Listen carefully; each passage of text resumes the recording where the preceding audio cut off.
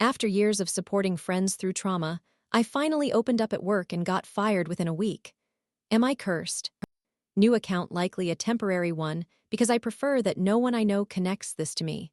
I apologize for the length and for sharing this in multiple subreddits. I'm uncertain which one is most appropriate for the help I require. First and foremost, I want to offer an extreme trigger warning for this post. I'm unsure how to accurately categorize the triggers, but there are brief discussions of suicide, murder, loss of loved ones, car accidents, and family trauma. Please do not read this if any of those topics resonate with you deeply. Hello Reddit community, I am, female, 31, not entirely sure how to begin expressing why I am posting this, but I will eventually get to the main point. I seek assistance in understanding my own personality and identifying the best resources for someone in my situation, because I have managed to keep my composure for a long time, yet I feel as though I am on the verge of breaking. I spent nearly 4 hours today journaling because I'm feeling overwhelmed and came to the realization that there is so much I have never confronted, and I am at a loss as to what approach I should take since I don't fully comprehend my own needs. Astrologers, please feel free to examine my chart. Personality specialists, I am open to taking any personality assessments to enhance my self-awareness. Therapists, I would greatly appreciate your insights on what type of therapy you believe would be most effective. I'm feeling lost, so any and all guidance is immensely valued.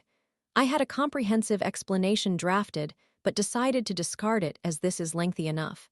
In essence, this is a summary of events that have led me to question everything. I minimized the descriptions as much as possible. These are the experiences my close friends have faced over the last 10 years, and I am simply trying to find a way to help myself. Currently, I feel overwhelmed by the prospect of forming close connections with anyone. At 17, I developed a close friendship with a girl I initially met at 15 in a college course. I was aware that something had occurred within her family, but I lacked specific details. I eventually learned that her boyfriend, who was also her stepbrother, drowned in a swimming mishap. There is clearly a lot to unpack there independently, but I became deeply connected with her entire friend group and family, all of whom were grieving. I had tremendous capacity in my heart to listen and understand, and to experience what it felt like to go through such events in life. She introduced me to her boyfriend's best friend, who witnessed the tragedy unfold and saw his best friend die before his eyes. Both my boyfriend and my closest friend at that time struggled with the aftermath of what was essentially an unexpected accident. I was present for them to discuss as each element emerged: autopsy findings, video evidence, etc. At 18, I moved in with a roommate I had encountered during my initial college semester. We weren't well acquainted, but I appreciated her personality and reached out when I discovered that we were both transferring to the same institution. I learned that she had lost her best friend the previous year. Her friend was killed when someone threw a brick or a sizable rock through her car window after hearing she was at a party, severing an artery and causing her death in another freak accident. My roommate had been part of the group urging her to stay at the gathering and was grappling with immense guilt alongside her grief. We shared an apartment for several years. Around 21, I organized a spring break trip with a group of girls from my sorority. There were 5 of us, and I was only truly close with one. We began meeting frequently to plan our trip in the weeks leading up to it. A few weeks later, I became close with the others, and tragically, one of their boyfriends committed suicide in her room right before her eyes. The friend with whom I was close had been sensitive even before this event and was there to witness everything unfold. This deeply shattered her. I became her support system since her roommate wasn't capable of providing the same. The consequences were chaotic, and the apartment complex denied them any sympathy regarding their lease situation. I feel this was the first scenario where I genuinely empathized to the extent that it affected me personally. Despite the complex showing no compassion whatsoever, they had to vacate and ironically became my neighbors in a different complex. Somehow, we all still managed to go on spring break, and I was informed of every single detail regarding the incident. As a side note, the friend I was close to ultimately ended our friendship on my 24th birthday after her cat experienced a seizure. When I arrived at her apartment that night, she stated that, "Bad things follow me around," and I felt I couldn't contest that statement. At 22, I began managing a high-volume retail store after graduating college. Though I was quite young, I was placed in a position of authority among coworkers roughly my age, and I suspect this ultimately contributed to the situation I find myself in now. Shortly after taking the job, I formed a deep connection with a girl who was quite introverted. After months of working together, I invited her to dinner one night. She disclosed to me that her mother had been stabbed to death by her brother, and she was the one who discovered her mother shortly after the incident. This revelation still makes me feel nauseous. The tragedy occurred a year or two prior to our meeting, and she had relocated to a different city. Only myself and her roommate were aware of what had transpired. I dedicated myself to supporting her through life's difficulties. At 24, a charming and vibrant girl began working at my store, and I cherished her positive presence. We quickly developed a friendship because she was unusually passionate about her job and eager to learn as much as possible. I eventually discovered that she and her mother had appeared on Dr. Phil due to her mother's bizarre mistreatment of her during her upbringing. It was extraordinarily peculiar and inappropriate behavior, and I offered my support. She married and sought to distance herself from her mother, but struggled with this endeavor. A few years later, she ended our friendship because, as she described, she became intensely preoccupied with me, constantly fixating on what I was doing and who I was with, ultimately compelling her to terminate our relationship. I had no clue she felt this way at all. At 25, I received a promotion and relocated, which was challenging for me. I loved my previous workplace, my colleagues, and the city I inhabited. Shortly thereafter, my best male friend came to visit me. We had connected on Tinder and formed a close friendship through it. Upon his arrival, he instructed me to sit down. He removed his hat, revealing severe injuries on his head. He recounted that he had been in a drunk driving collision that resulted in the deaths of everyone but him. He felt it was essential to tell me in person. Merely weeks later, after undergoing an MRI following the accident to assess potential injuries, he discovered he had brain cancer. In a few short weeks, he was scheduled for surgery, and I was the sole individual invited to be with him, his family, and his fiancée the night before the procedure. In that same year, I dealt with an older employee who had survived being shot in the face by her husband before he took his own life less than a year earlier. Although I did not develop a rapport with her, she frequently called the store I managed, attempting to obtain my personal number with stories about her inability to afford basic utilities or secure transportation to work. However, I found myself unable to assist her. She would scream, cry, and plead with me over the phone, but I could not intervene. I managed a large team and truly could not extend help to one person that I couldn't provide to the entire team. Despite my efforts to find her assistance and resources, I had to leave her with that. In that same year, I started dating someone who eventually revealed that he was facing his own mental health crisis. Both of his brothers were addicted to heroin and had essentially robbed their disabled parents of everything they possessed. My partner essentially vanished for over a month, only to contact me later and confess that he had stolen government money. He worked for a senator, and the Secret Service had visited his workplace. These are his words. I may never know the full truth and delivered a stern warning. I knew his colleagues, and the general story aligned, but no one was privy to the specifics. Overwhelmed by my own life, I could not grasp what he conveyed, and we broke up almost immediately after. If anyone is still engaged after all this, I genuinely appreciate it more than you can imagine. Life calmed down in the years that followed with fewer traumatic incidents, yet still an abundance of chaos and challenges. I started dating someone who had been abandoned by his wife during the same year that his mother had betrayed his father, shattering his view of a perfect family. Last year, my absolute favorite person, my soulmate since we were 10, I have had many close friends, but no one compares to her, went through the distressing process of discovering that her mother, who had also been my youth pastor's wife, was an alcoholic and passed away from cirrhosis after years of concealing it. Just this past Sunday, I had a conversation with a friend I have known since we were 9. She called me in a complete panic because her brother was killed in a car accident while their mother was on the phone, having to endure the terrible events unfolding with his wife and son, who survived. She had texted me that she would call me soon. I didn't hear from her, and the next thing I knew, I received pictures of her destroyed car. She had literally been in an accident between the moment she mentioned calling and when she returned home, which caused her to spiral, as that accident occurred almost a year ago. Amidst all this, my closest gay friend was diagnosed with testicular cancer and underwent surgery to have a testicle removed, thankfully. We both managed to find humor in this situation, and he is completely fine now, which I am immensely grateful for. But someone please tell me, is this real life? Is it typical for people to endure such unimaginably horrific experiences? Is it common to become so intimately involved with numerous individuals as they navigate their absolute worst moments? I don't understand what it is about my personality that seems to attract people who have faced these issues. However, I feel utterly shattered, and I am unable to cope with any more turmoil. I lack justification for feeling this way. Nothing has directly happened to me, and I feel extraordinarily selfish for perceiving it this way.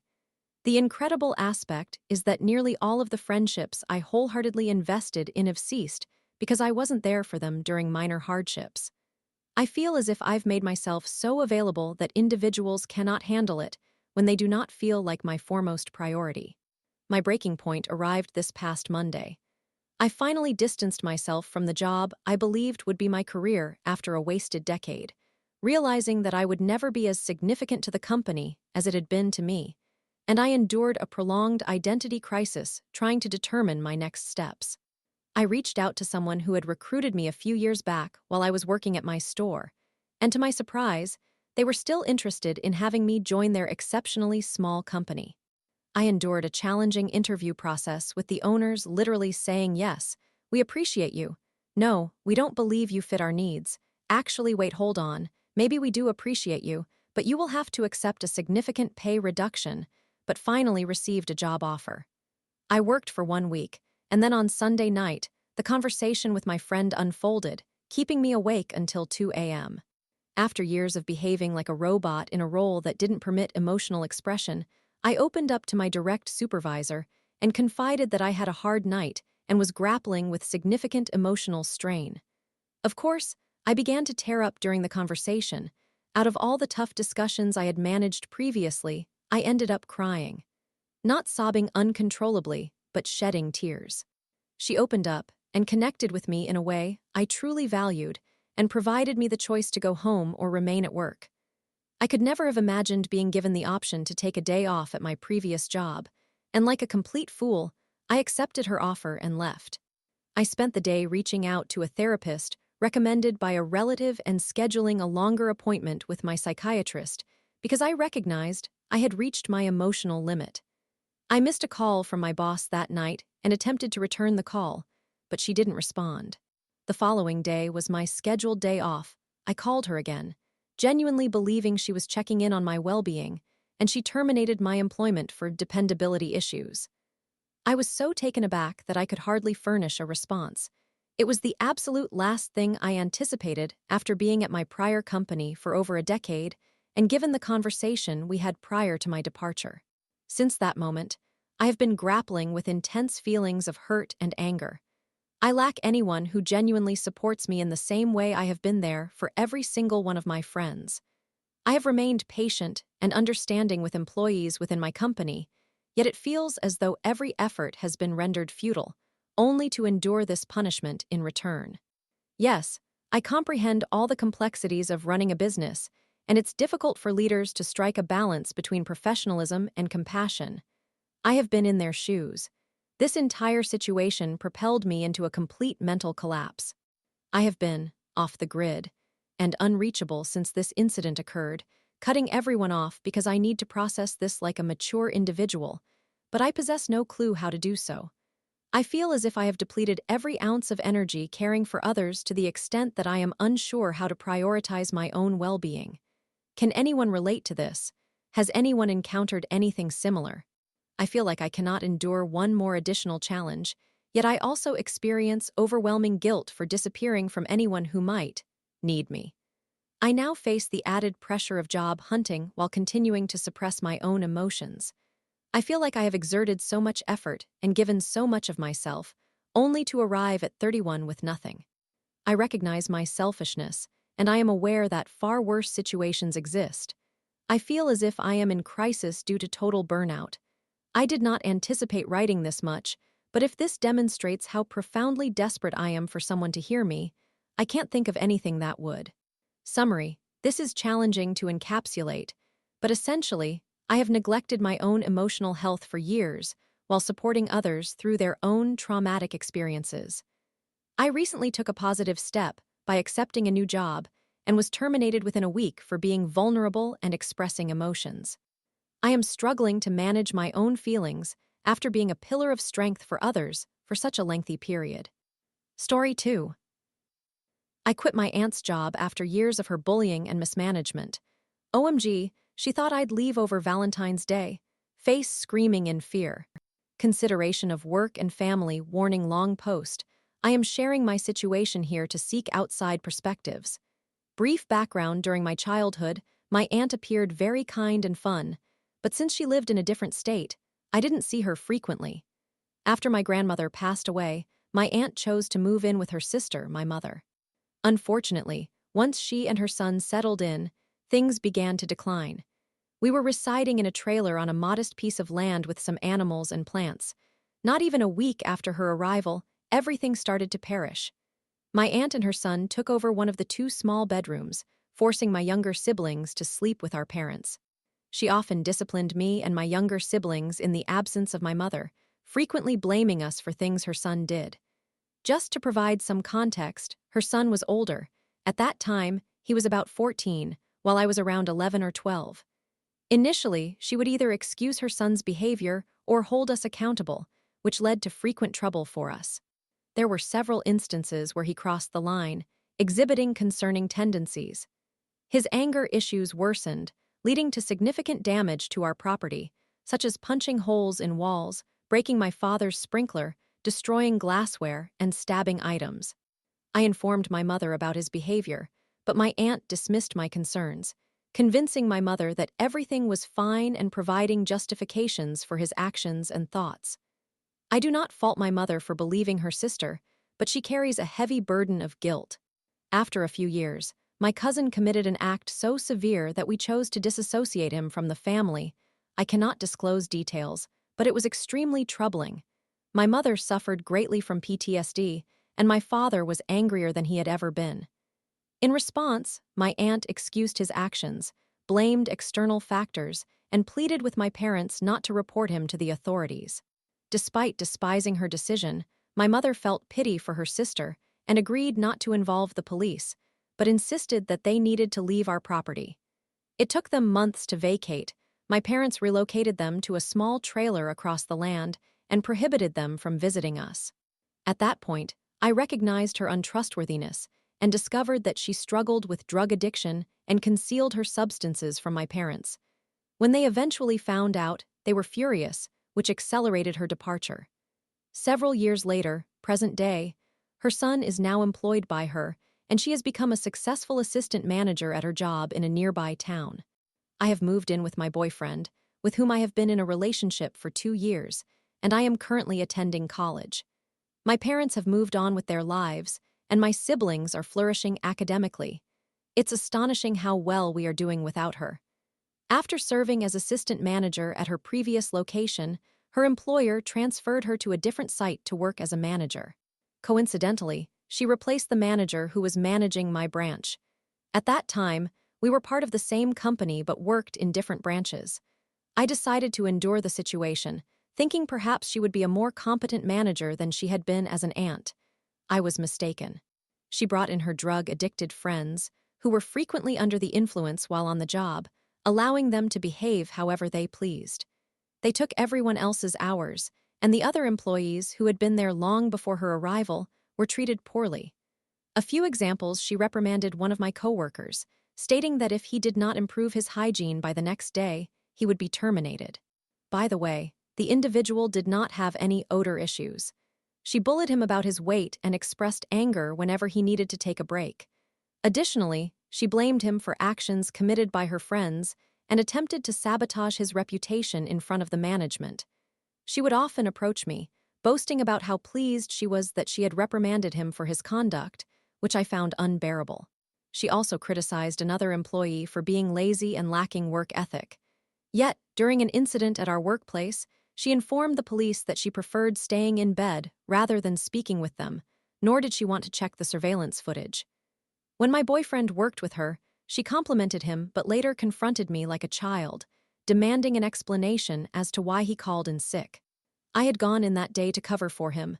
She then threatened to fire him, not directly to him, but to me. The next day, she would act overly friendly. We were forbidden from giving any tips to her drug-influenced friends or correcting them on work-related matters, while they were permitted to harass us, create unnecessary drama over forgotten tasks, or intimidate other employees to establish dominance in the workplace. Eventually, my boyfriend had enough and quit, securing a better job. Unfortunately, I was unable to do the same since I did not possess a car yet. I felt trapped, and I was reluctant to abandon my coworkers with whom I had formed strong bonds. I made an attempt to persist, even reporting her behavior to higher authorities, but I understood that reports typically require time to address, so I did not hold anyone accountable. Until I finally reached my breaking point. We are expected to provide reasonable notice for days off, and my older brother, his wife, and my nephew were planning to visit. I hadn't seen them in years. I informed her a month in advance of the dates they would be visiting, sending reminders as well. She scheduled me to work on those days. It required my mother to confront her for her to finally adjust the schedule, during which my aunt verbally assaulted me. In the end, I managed to secure the days off, but the issue persisted. I had an important meeting and requested the day off, but she disregarded my request, scheduling me on that particular day of the week instead. When my grandmother, from the other side of the family, passed away, I also requested that day off for the funeral, and she again scheduled me to work that day. My mother had warned me beforehand to be cautious of her pettiness while working for her. She granted every weekend off for her and her friends so they could enjoy themselves, while any time we needed assistance or coverage for shifts, we were often left to fend for ourselves or told to resolve it independently, leading to further complications later.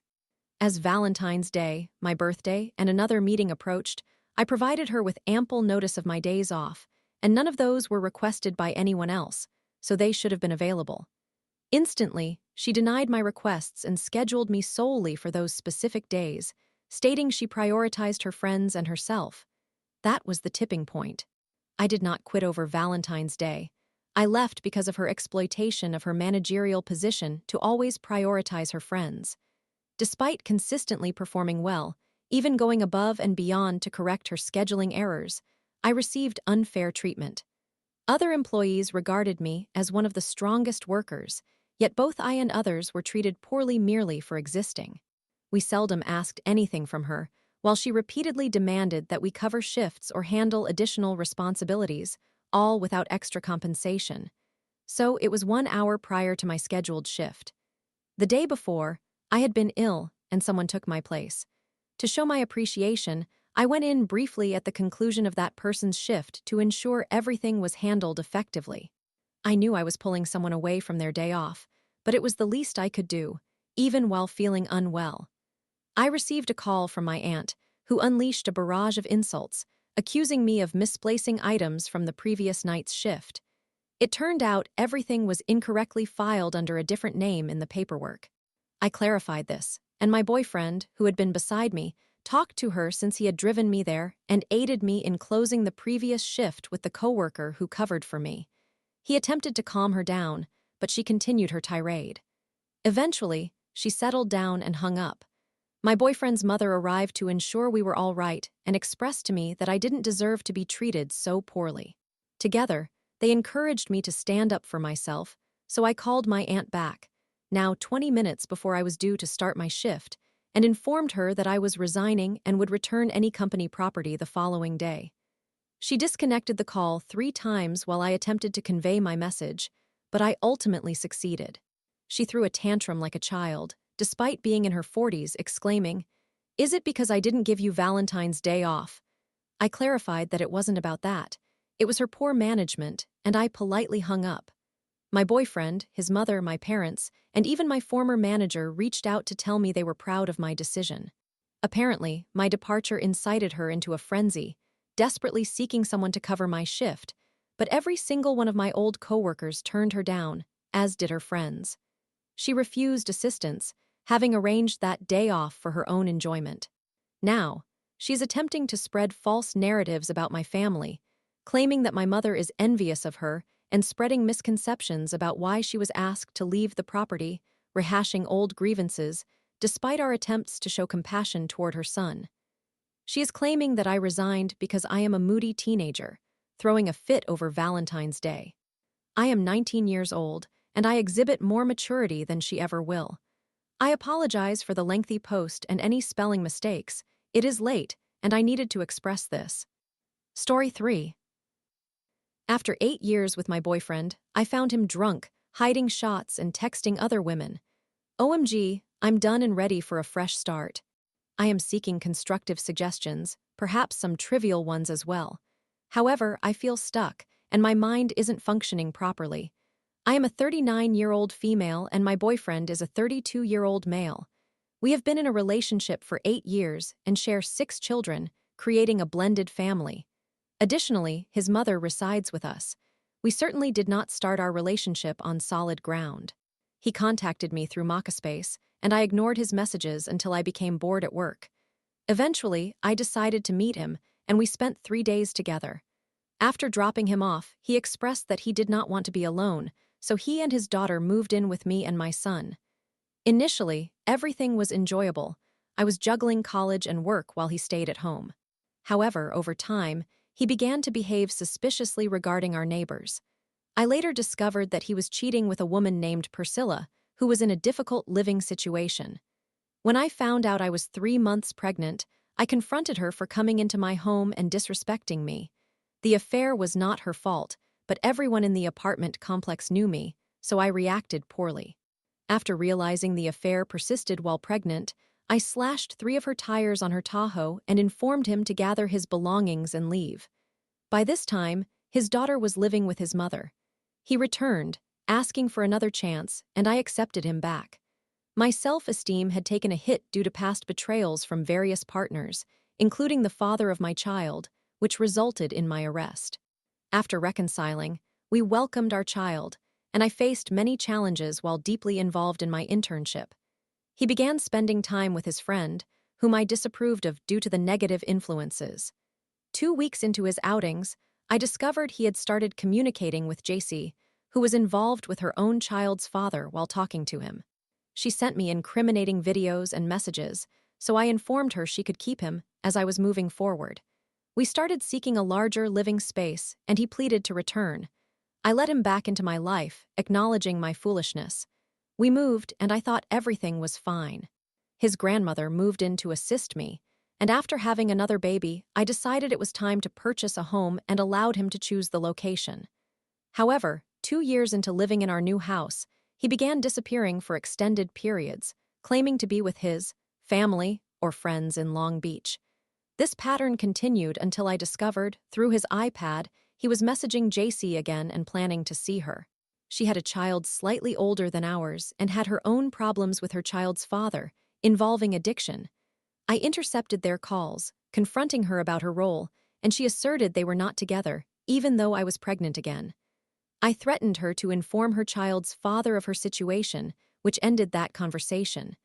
He returned home, moved into the garage, and I eventually took him back. When he visited his father in Long Beach again, I did not think much of it. Several weeks later, he vanished again, spending time with a cousin. During these disappearances, he was heavily intoxicated and damaged my car, which I had to handle. As time passed, his grandmother obtained a vehicle. The day before Thanksgiving, he got drunk while driving to Orange County and abandoned us, only to return before we headed out. By this time, I was no longer talking to him.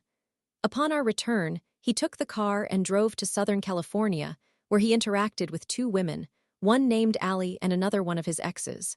I still had access to his iPad, monitoring their conversations where he instructed Allie to message him outside of Instagram to ensure safety.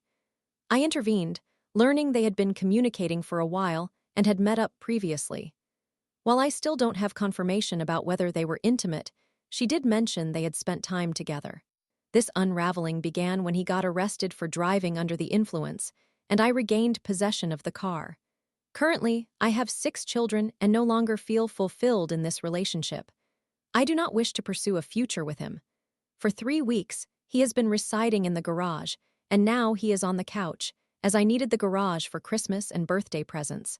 He is begging for another chance, but I have no interest in it. I only tolerate him because I do not have custody of his daughter, and until the situation is resolved, I must play nice. I genuinely want his daughter to live with us, as she is my children's sister, unlike his other daughter who he does not see. I am, in many ways, the more stable guardian. While I wish to end the relationship, I struggle to move on or improve myself due to the need to maintain a semblance of normalcy for the kids, which include 2 children on the autism spectrum. I am responsible for all my children's education, but they genuinely care for him. Life has been much smoother without him, although I face comments from the kids missing their dad and pressure from my father to take him back. There are no significant gestures of change on his part. He merely retreats and cleans the house. He attributes his drinking and sneakiness to a long-standing issue over the past 6 years of supposed sobriety, but he is an unpleasant drunk, boasting and acting like he is superior. I am aware of how he was able to hide liquor in the most absurd locations, even within the punching bag in the workout area. Ultimately, I am at a crossroads. I feel the urge for revenge or perhaps a more petty response. My feelings are hurt, but I do not want to engage in romantic dialogues or start anew, as that feels burdensome. My plan is to leave once my youngest reaches maturity. He is just my boyfriend, not a husband, because I have no belief in marriage due to my father's infidelities. If marriage is in my future, it will be with someone who genuinely wants it. This relationship with him was more about settling than anything, and I feel I deserve better. Additionally, my mother has passed away, and the rest of my family is not in my life, so I am looking for guidance on how to fill those roles. His mother lives with me, pays rent, and helps with the children. She is a wonderful grandmother, but seems to have guilt about her son. What should I be doing? What errors have I made? For clarification, I have not cheated during this relationship. However, when we first started dating, we engaged in threesomes, which made him very jealous.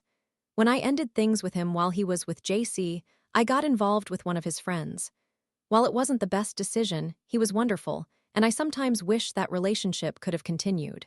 Also, regarding his mother, she lives with me, contributes financially, and helps with the children, but she likely feels guilty about her son's behavior.